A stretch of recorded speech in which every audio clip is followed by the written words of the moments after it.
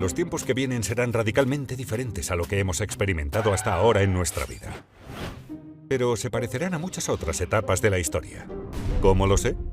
Porque siempre ha sido así.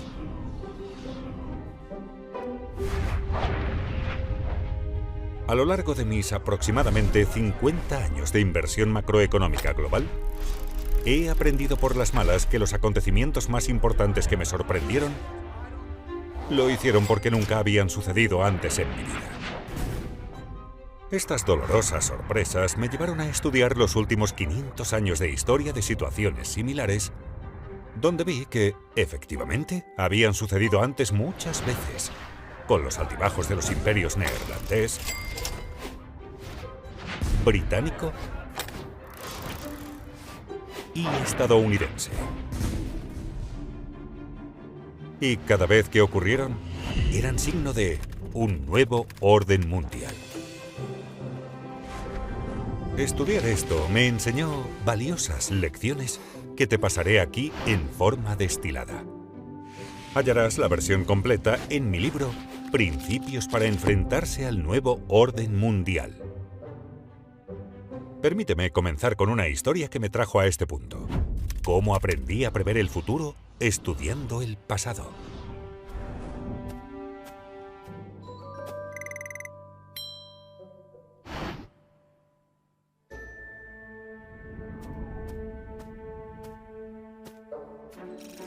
En 1971, cuando era un joven empleado en el piso de la Bolsa de Valores de Nueva York, a Estados Unidos se le terminó el dinero y no cumplió con sus deudas.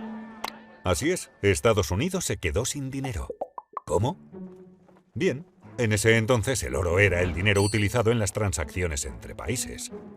El papel moneda o billetes, como el dólar, era como los cheques de un talonario, en el sentido de que no tenía otro valor fuera de que se podía canjear por oro, que era el dinero real.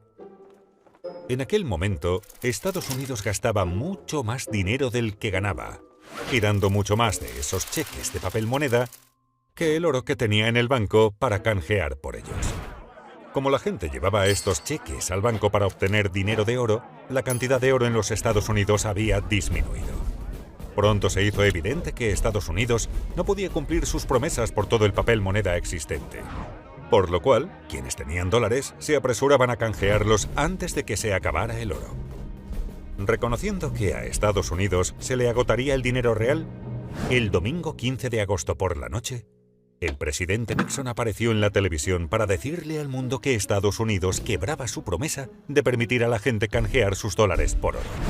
Por supuesto, no lo dijo así. Lo dijo más diplomáticamente, sin dejar claro que Estados Unidos estaba incumpliendo. La fuerza de la divisa de una nación se basa en la fuerza de la economía de esa nación, y la economía estadounidense es con mucho la más fuerte del mundo.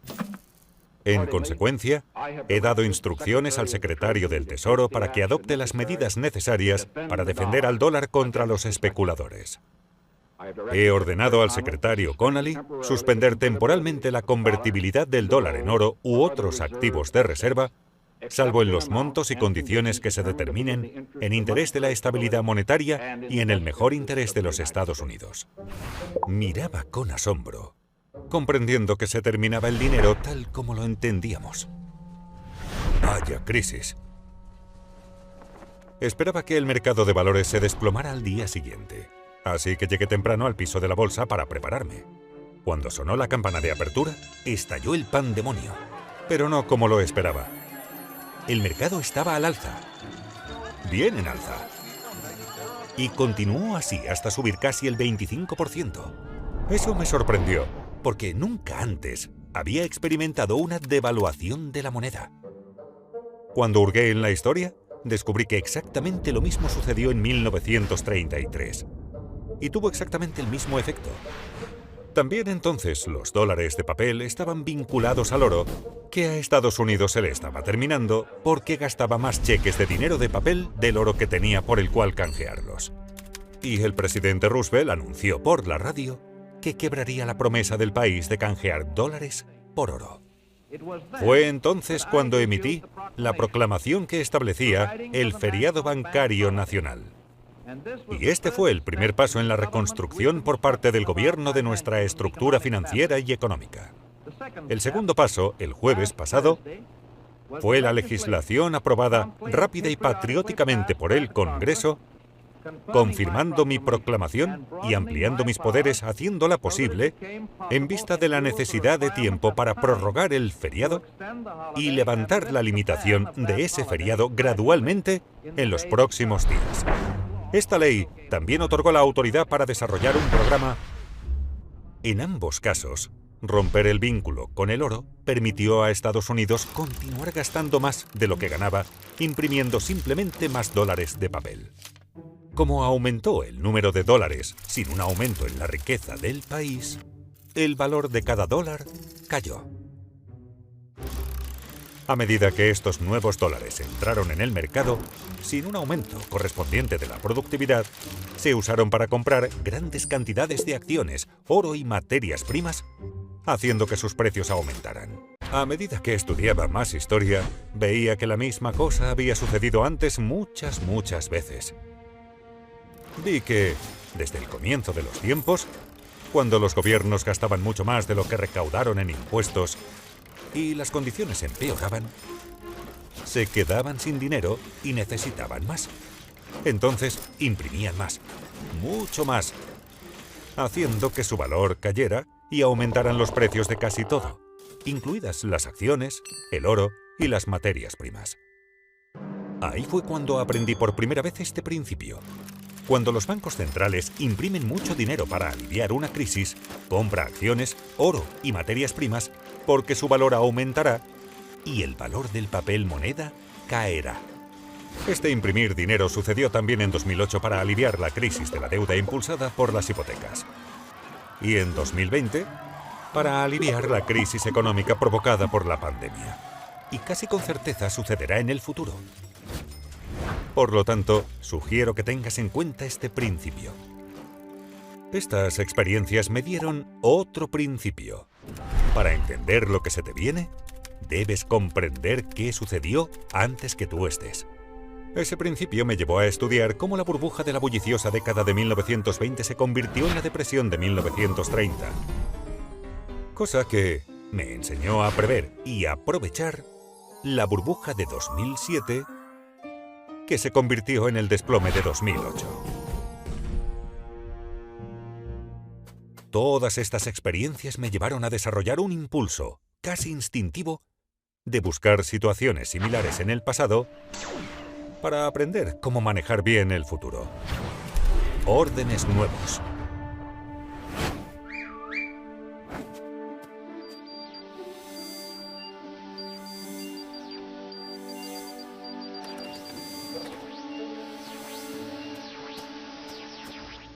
En los últimos años, 3 grandes cosas que no habían sucedido durante mi vida me llevaron a hacer este estudio. En primer lugar, algunos países no tenían dinero suficiente para pagar sus deudas, incluso después de bajar las tasas de interés al 0%. De modo que sus bancos centrales comenzaron a imprimir mucho dinero para hacerlo. En segundo lugar, surgieron grandes conflictos internos debido a las crecientes brechas de riqueza y de valores. Esto se manifiesta en el populismo político y la polarización entre la izquierda, que quiere redistribuir la riqueza, y la derecha, que quiere defender a quienes poseen la riqueza. Y en tercer lugar, el creciente conflicto externo entre una gran potencia en ascenso y la gran potencia líder, como sucede actualmente entre China y Estados Unidos. Por lo tanto, miré hacia atrás. Vi que todo esto ya había sucedido antes, muchas veces.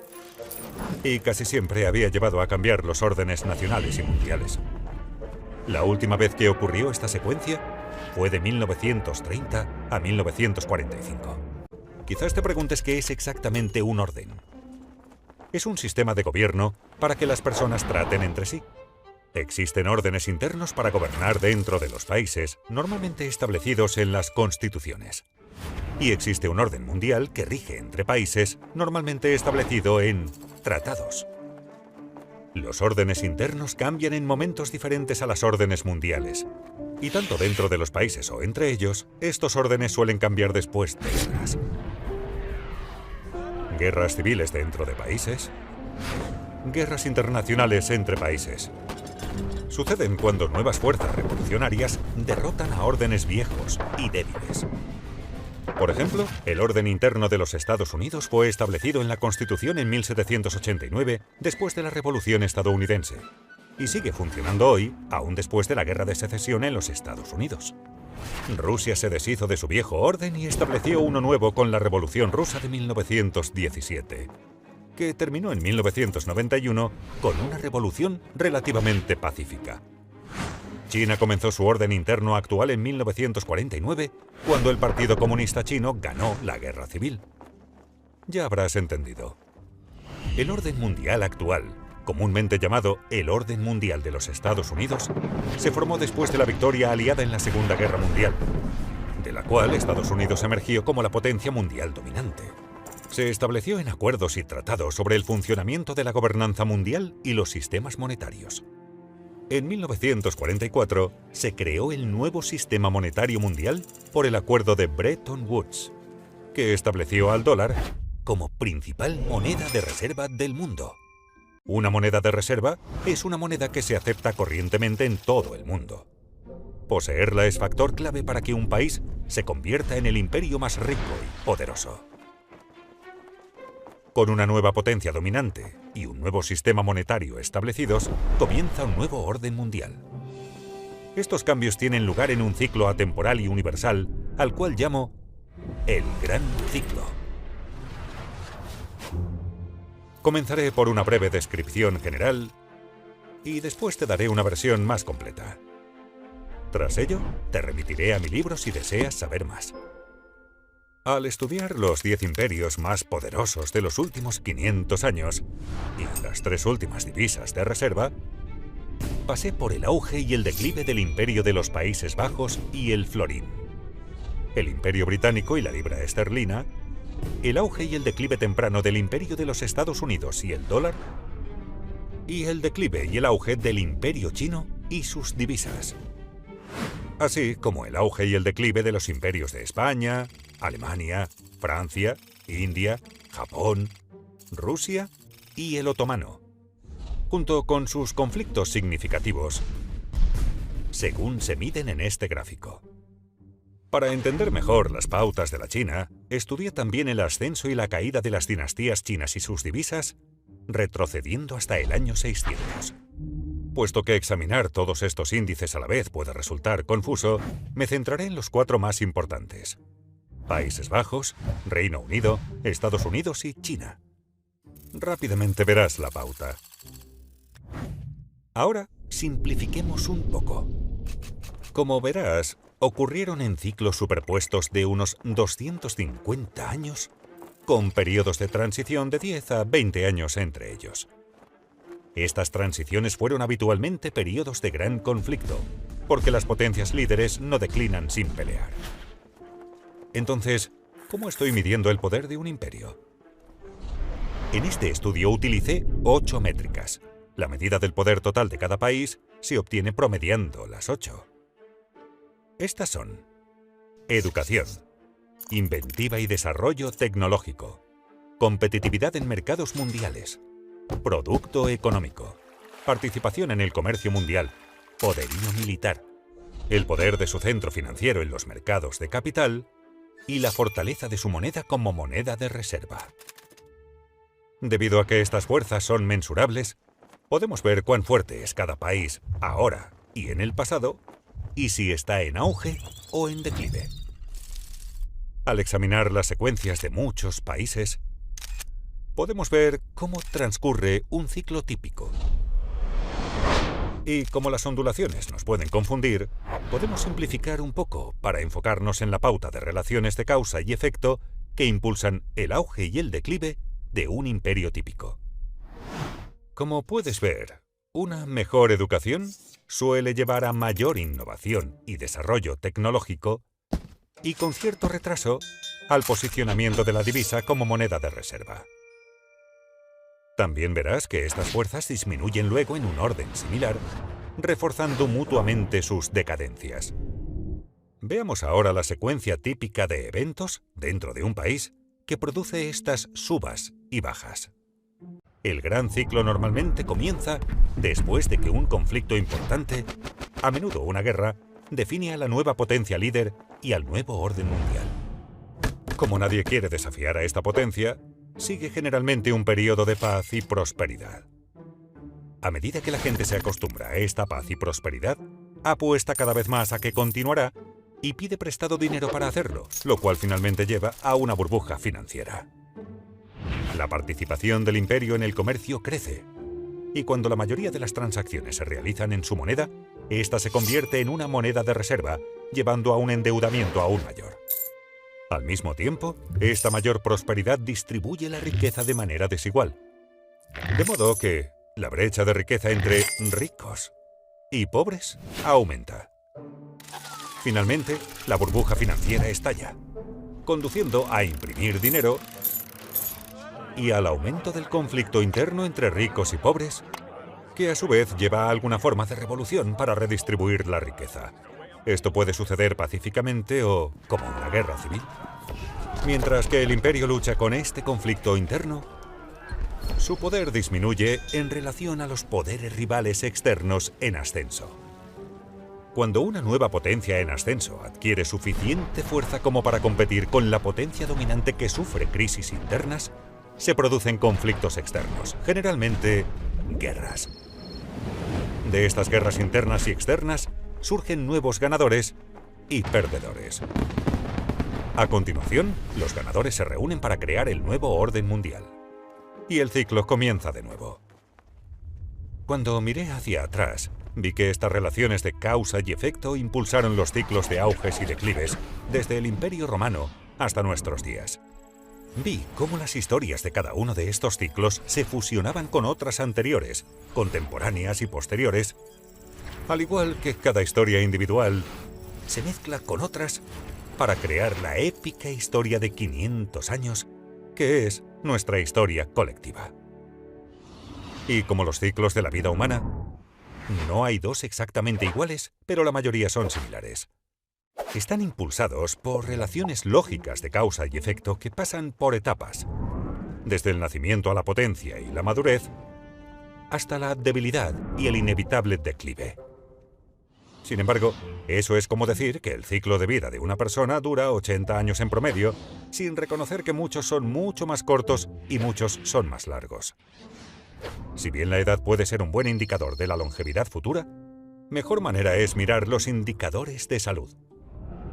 Uno también puede hacer eso con los imperios y sus signos vitales. Descubrí que observando los indicadores de cambio de poderío, pude ver en qué etapa estaba un país, cosa que me ayudó a prever lo que probablemente vendría a continuación. Ahora te llevaré por el gran ciclo con más detalle. Los nuevos órdenes emergentes, tanto internos como externos, suelen ser iniciados por poderosos líderes revolucionarios que hacen 4 cosas.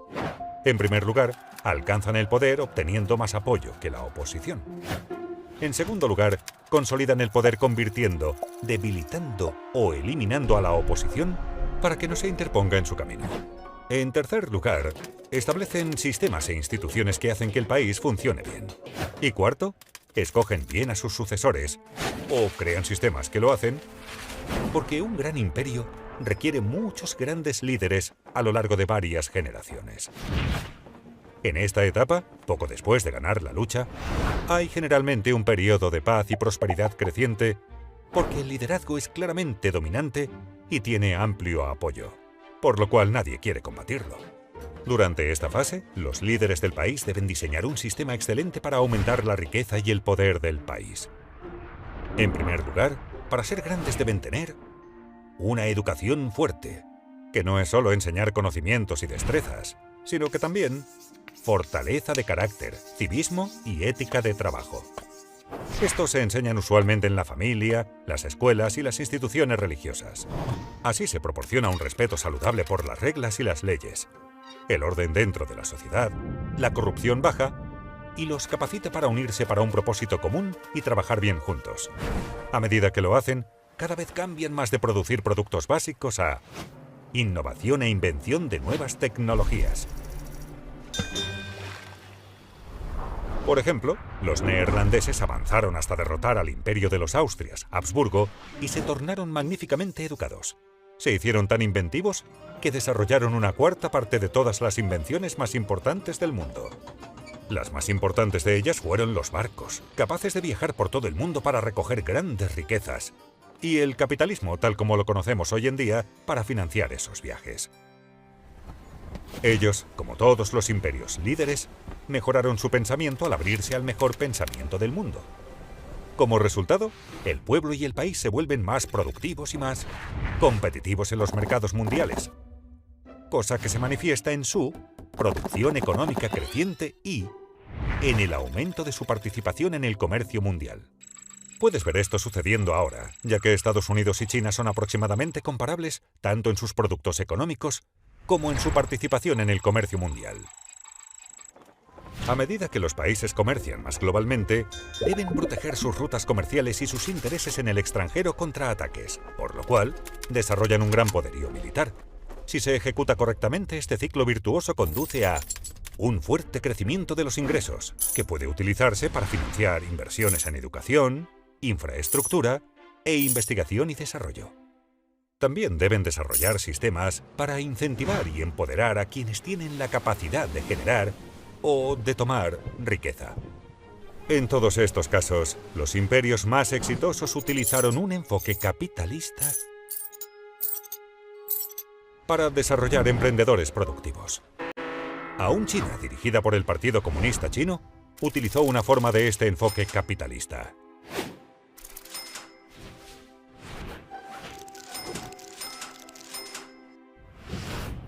Deng Xiaoping, cuando se le preguntó sobre esto, dijo: "No importa si es un gato blanco o un gato negro, mientras atrape ratones. Y también es glorioso ser rico". Para hacerlo bien, deben desarrollar sus mercados de capitales. Lo más importante, sus mercados de crédito, bonos y acciones.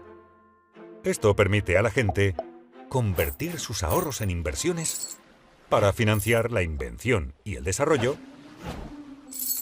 y compartir los éxitos de quienes hacen suceder cosas maravillosas. Los neerlandeses crearon la primera compañía cotizada en bolsa, la Compañía Holandesa de la India Oriental, y el primer mercado de valores en financiarla, que fueron partes integrales del sistema que produjo enorme riqueza y poder. Como consecuencia natural, los imperios más grandes desarrollan los principales centros financieros del mundo para atraer y distribuir el capital mundial. Ámsterdam fue el centro financiero mundial durante la primacía de los Países Bajos. Londres, cuando los británicos estaban en la cima. Nueva York lo es ahora, y China está desarrollando rápidamente sus centros financieros. Y lo más importante, los capitalistas, el gobierno y los militares deben trabajar juntos. Los neerlandeses no solo trabajaron bien juntos, sino que eran una misma cosa. El gobierno concedió un monopolio comercial a la Compañía Neerlandesa de la India Oriental, la cual tenía su propia fuerza militar autorizada oficialmente para salir a los mercados globales para crear y tomar riqueza.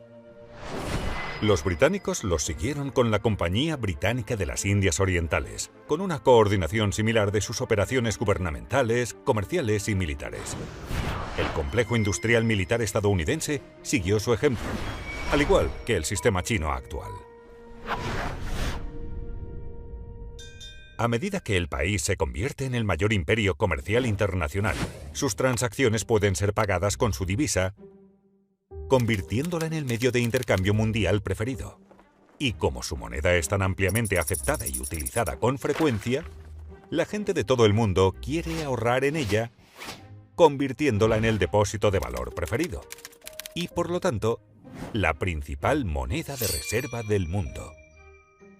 El florín fue la principal moneda de reserva del mundo cuando los neerlandeses lideraban el comercio mundial. La libra lo fue durante el liderazgo británico y el dólar lo es desde que comenzó el liderazgo de Estados Unidos.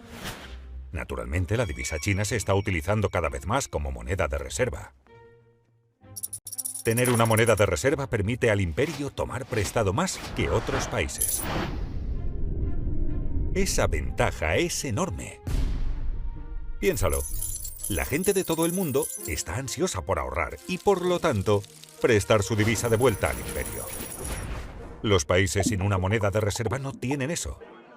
Y cuando al imperio se le termina su propio dinero, ¿recuerdas a los Estados Unidos en 1971?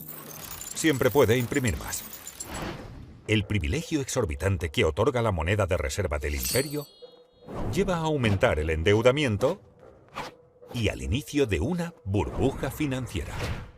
Esta serie de relaciones de causa y efecto que llevan a tener poderíos financieros, políticos y militares que se apoyan mutuamente, reforzadas por el poder de endeudamiento de una moneda de reserva, vienen juntas desde que se registra la historia.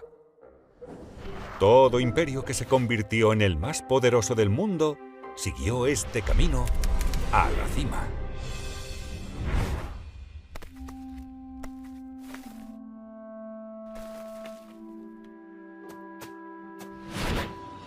Mientras que en la fase superior se conservan la mayoría de estos poderes, los frutos de su éxito llevan en su seno las semillas de su declive. Como regla general, a medida que los habitantes de estos países ricos y poderosos ganan más, se tornan más caros y menos competitivos en comparación con los de otros países dispuestos a trabajar por menos. Al mismo tiempo, la gente de otros países copia naturalmente los métodos y tecnologías de la potencia líder, reduciendo así aún más la competitividad de la potencia líder. Por ejemplo, los astilleros británicos tenían trabajadores menos caros que los neerlandeses. Así, contrataron a diseñadores neerlandeses para diseñar mejores barcos construidos por trabajadores británicos menos costosos, haciéndolos más competitivos, lo que llevó a los británicos a ascender y a los neerlandeses a declinar. Además, a medida que la gente enriquece, tiende a no trabajar tan duro. Disfruta de más tiempo libre, buscan las cosas mejores y menos productivas de la vida, y al llegar al extremo se tornan decadentes. Los valores cambian de generación en generación durante el ascenso a la cima, desde quienes tuvieron que luchar para lograr riqueza y poder, hasta aquellos que la heredaron. Están menos curtidos en la lucha, plenos de lujos y acostumbrados a la vida fácil, lo cual los hace más vulnerables a los desafíos. La edad dorada del imperio neerlandés.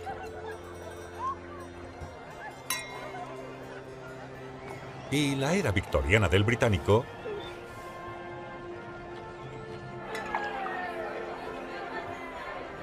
fueron períodos de gran prosperidad como este. A medida que las personas se acostumbran a que les vaya bien, apuestan cada vez más a que los buenos tiempos continúen y se endeudan para hacer esa apuesta, lo que genera burbujas financieras. Naturalmente, las ganancias financieras se obtienen de manera desigual y las brechas de riqueza se ensanchan. Las brechas de riqueza se refuerzan a sí mismas, porque los ricos usan sus mayores recursos para expandir sus poderes. Por ejemplo, otorgan mayores privilegios a sus hijos, como por ejemplo el acceso a una mejor educación, e influyen en el sistema político en su beneficio.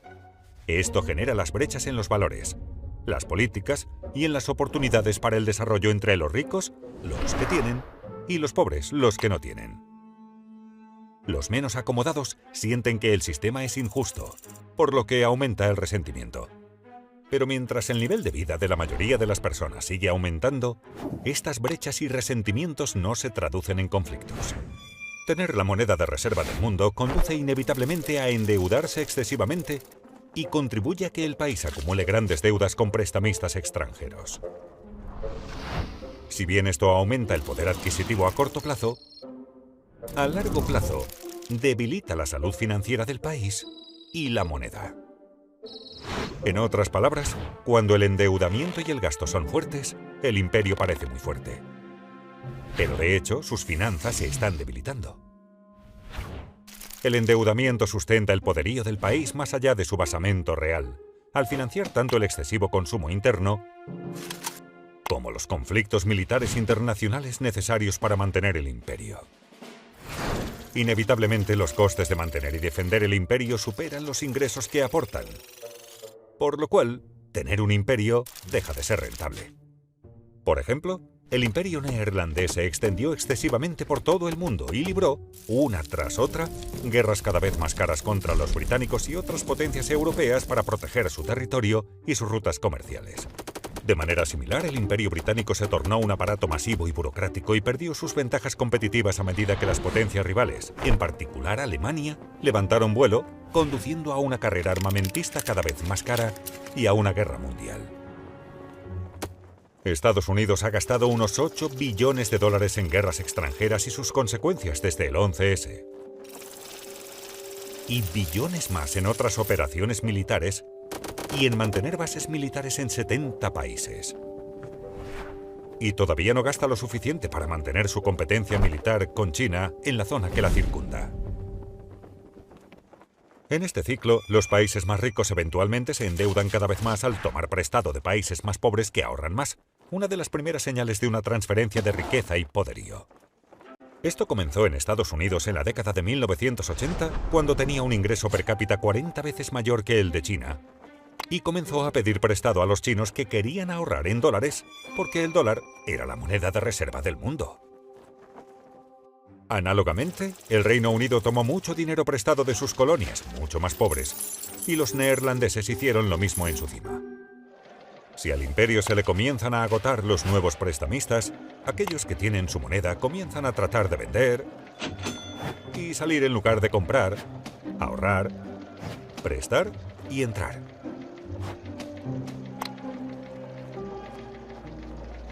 Y la fuerza del imperio comienza a declinar. El declive. El declive proviene de la debilidad económica interna sumada a la lucha interna, o de costosas luchas externas, o ambas cosas.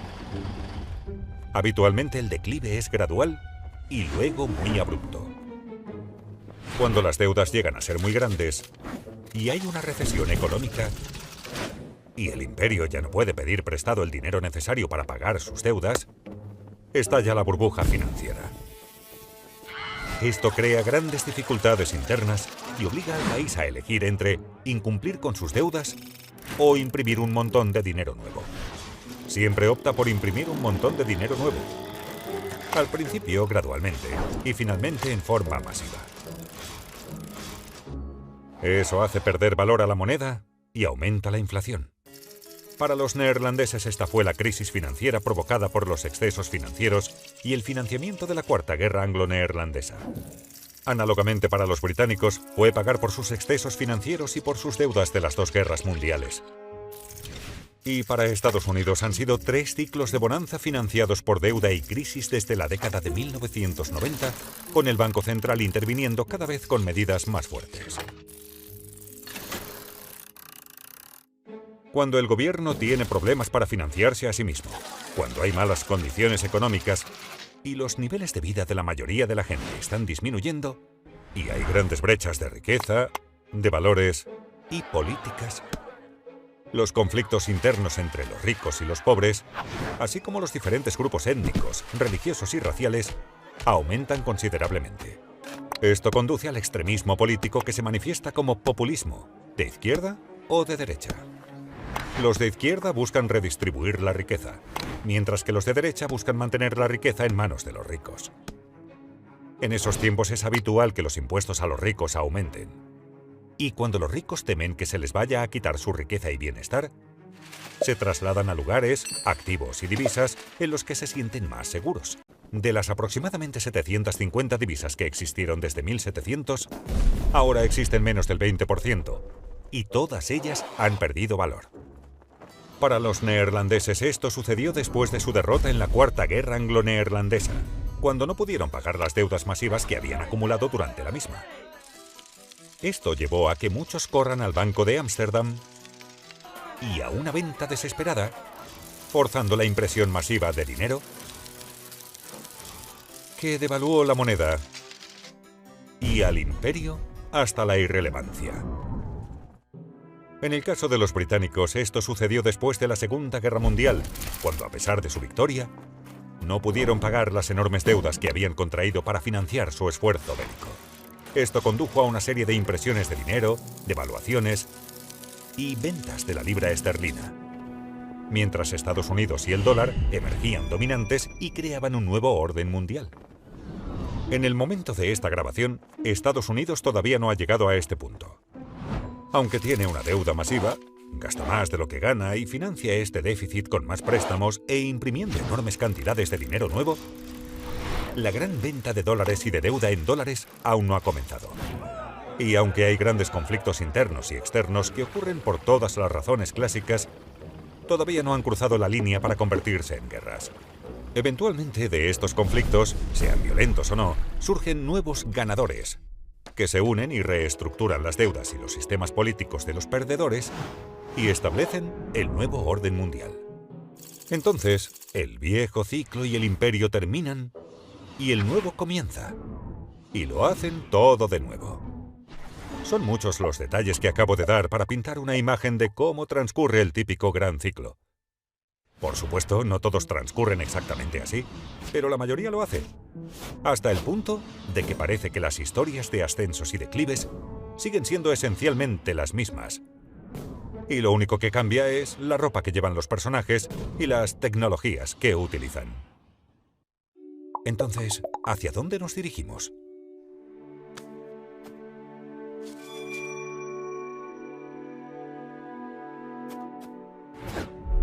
El futuro.